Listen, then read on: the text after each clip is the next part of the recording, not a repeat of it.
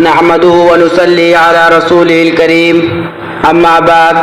शिक्षक एवं सभाध्यक्ष, इस सभा में उपस्थित अतिथि महोदय, प्रिय भाइयों और साथियों, आज मैं आप लोगों के समक्ष प्रेम और भाईचारा पर अपने टूटे फूटे शब्दों में थोड़ा सा प्रकाश डालना चाहता हूँ। सज्जनों और प्रिय साथियों, आज पूरा विश्व परेशान है। इस समय सारा संसार जुल्म से करा रहा है।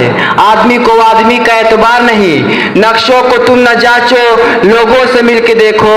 नक्शों को तुम न जांचो, लोगों से मिलके देखो। क्या चीज जी रही है, क्या चीज मर रही है। प्रिय साथियों, आज सारे देश और सारे संसार में मानवता जिस प्रकार अपमानित हो रही है, यह एक लंबी कहानी है। स्वयं अपना मुल्क इस समय एक बड़े खतरे में ग्रस्त है। जुल्म की चक्की में पिस रहा है। दिल के फफोले जल उठे सीने के दाग से, दिल के फफोले जल उठे सीने के दाग से। इस घर को आग लग गई घर के चिराग से।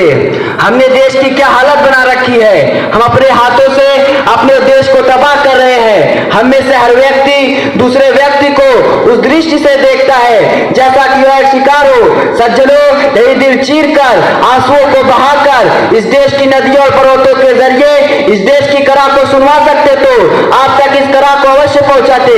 यदि वृक्ष और पशु बोलते तो आपको बताते कि इस देश की अंतरात्मा घायल हो चुकी है। उसकी प्रतिष्ठा और ख्याति का बट्टा लगाया जा चुका है। पतन की ओर बढ़ने से यह अग्नि परीक्षा के एक बड़े खतरे पड़ गया है। आज संतों, धर्मानिष्ठों, दार्शनिकों और आचार्यों के मैदान में आने और नफरत की आग बुझाने और प्रेम का दीप जलाने की आवश्यकता है। आज इस देश की नदियां और कर कर तक आपसे अनुरोध कर रहे हैं कि आप नफरत के बीज मत बोइए, इंसानों का रक्तपात मत कीजिए, मासूम बच्चों का अनाथ होने और महिलाओं को विधवा होने से बचाइए।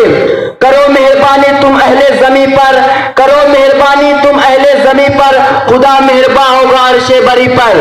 आप नफरत की आग को बुझाइए और याद रखिए, जब हिंसा किसी देश या कौम में आती है तो दूसरे धर्म वाले ही नहीं, अपनी ही धर्म और कौम की जातियां, परिवार, मोहल्ले, गरीब मोहताज इंसान जिनसे लेशमात्र विरोध हो, उसका निशाना बनते हैं। अब मैं इस आखिरी शेर के साथ अपनी वाणी को विराम देता हूँ। रहमत का अब्र बनकर जहां भर में छाइए, रहमत का अब्र बनकर जहां भर में छाइए।